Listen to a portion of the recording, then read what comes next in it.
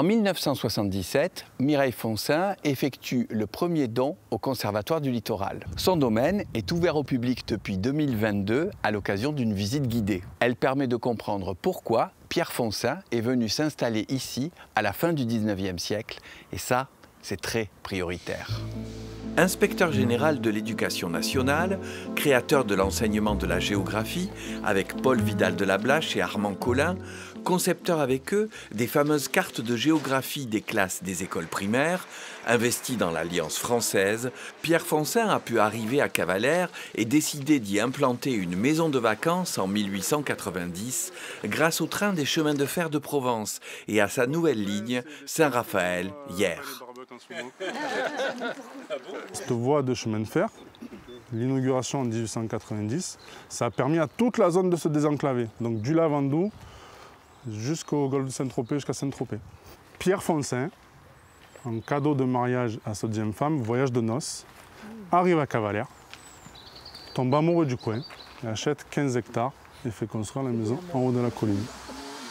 La montée vers la maison est l'occasion de découvrir la corniche des morts, sa faune, sa flore, sa géologie, tous les aspects de l'identité locale qui passionnaient le géographe.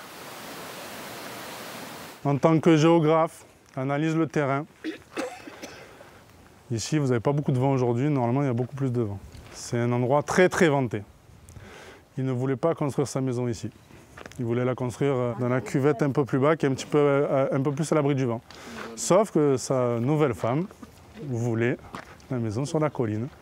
Pierre Foncin et sa deuxième femme ont deux filles, Myriam et Mireille Foncin. Myriam Foncin est une des premières femmes à l'époque à accéder au poste dans une administration. Elle sera responsable du domaine carte et plan de la BNF, Bibliothèque nationale de France.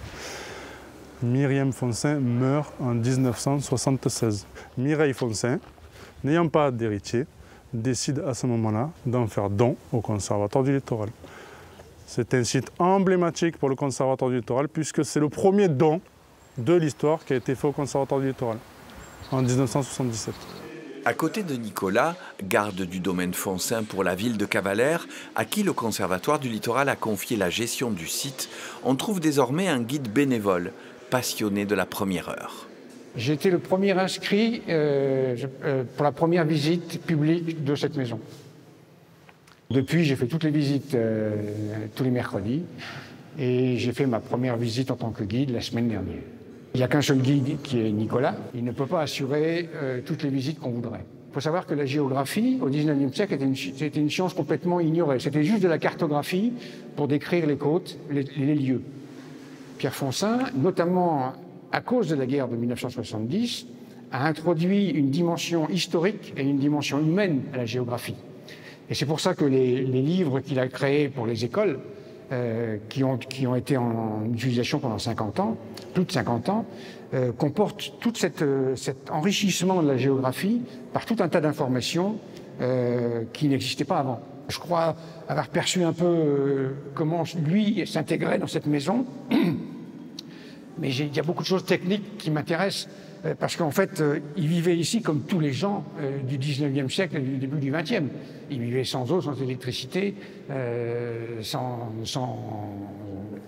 égout, sans rien. Donc ça m'intéresse de voir, en fait, ce qu'on oublie complètement, c'est la manière de vivre des gens avant tout ce qui nous paraît évident d'avoir aujourd'hui.